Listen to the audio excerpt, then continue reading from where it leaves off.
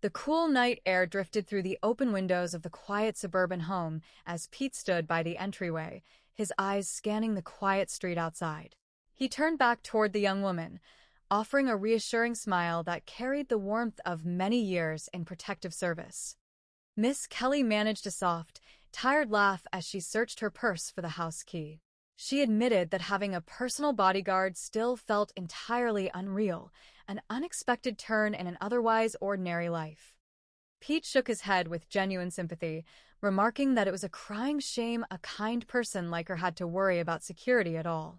He checked the locks, inspected the quiet hallway, and noted how remarkably neat and peaceful the house remained.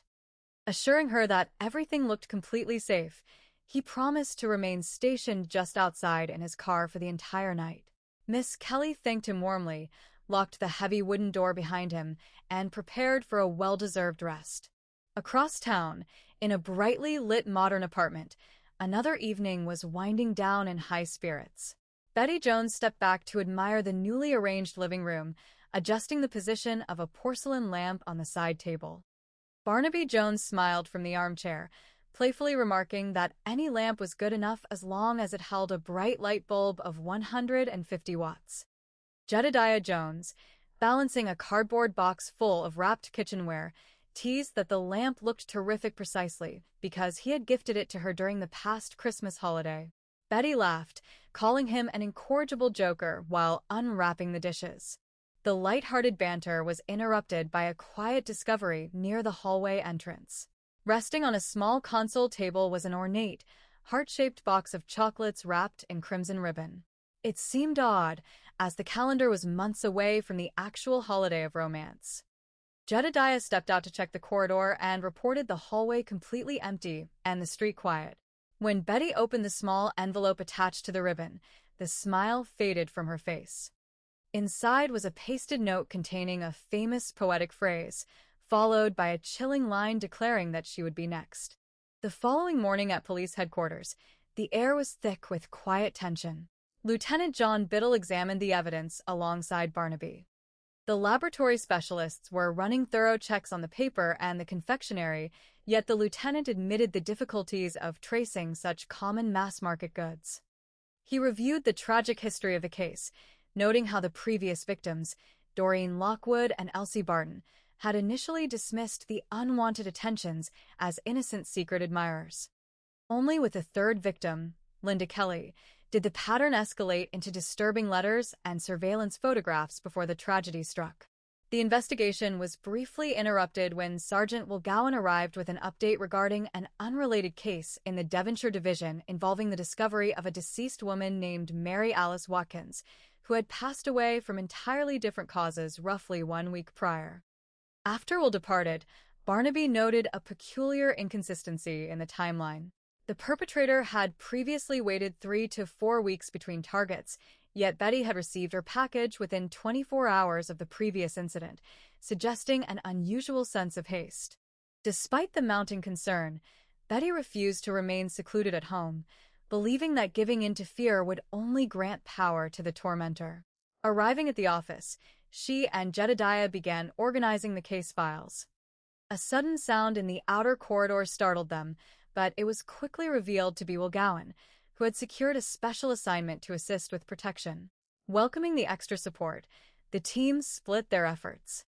Jedediah analyzed the transit routines of the previous victims, discovering that although Doreen Lockwood owned a car, it had been undergoing mechanical repairs for 3 consecutive days prior to her disappearance, during which she frequently relied on local taxicabs.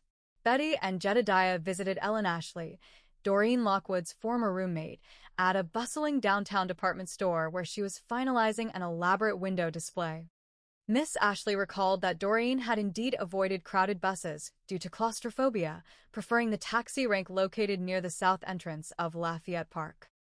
She also remembered catching a fleeting glimpse of a tall, thin man wearing dark trousers and rubber-soled footwear who walked with a noticeable limp in his right leg. Meanwhile, back at the private investigation office, Betty was visited by Henry Pearson, the mild-mannered tax consultant who maintained an office down the hall. He appeared flustered, claiming he had seen suspicious figures loitering on the floor. His anxiety turned to embarrassment when he realized the stranger was simply Sergeant Gyan, taking a brief smoke break in the corridor. Henry laughed off his own jumpiness, made polite conversation about office paperwork, and excused himself. Pursuing the transit lead, Barnaby and Jedediah visited the central dispatch office of the local cab company. The dispatcher, Mr. Collins, provided a roster of drivers operating near the Lafayette stand, which included an independent operator named Ted Wilson who matched the physical description. With the help of the police department, authorities moved swiftly to locate and apprehend Wilson at his residence, discovering conclusive evidence that brought a formal end to the serial threat. Lieutenant Biddle called the office to deliver the triumphant news, prompting relief and plans for a celebratory dinner among the friends. Yet an unsettling realization began to dawn upon Betty as she reviewed past appointment records. The name of the deceased woman from Devonshire, Mary Alice Watkins, was written in her own handwriting from several weeks earlier. Henry Pearson had privately consulted her about a personal dispute with his companion before abruptly asking her to disregard the matter the following morning. The corresponding calendar pages for that entire week had been cleanly removed from the desk ledger.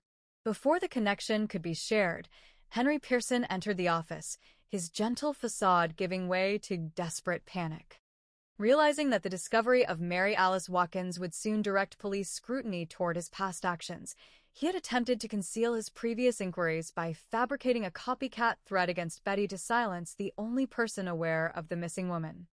Jedediah and Barnaby intervened with calm authority, de-escalating the confrontation and allowing building security to isolate the area until the authorities arrived to take Henry into custody. A few days later,